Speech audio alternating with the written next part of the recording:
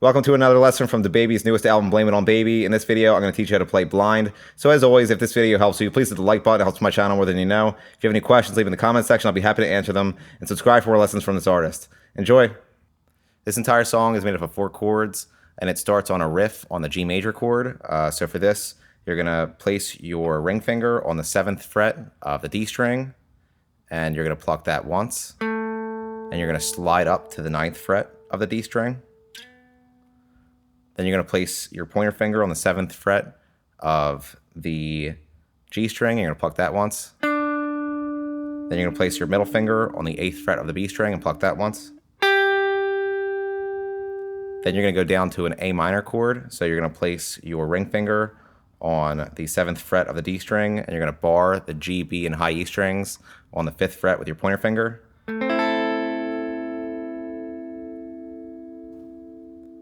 And then we're going to do another arpeggio on the B minor chord.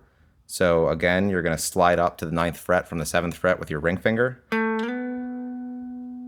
Then you're going to bar the B or the G and B string with your pointer finger on the 7th fret, and you're going to pluck the G string, then the B string,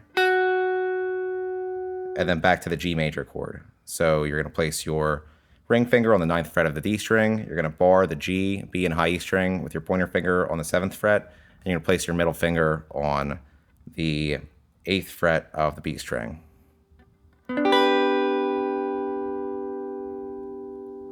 And all put together, it sounds like this.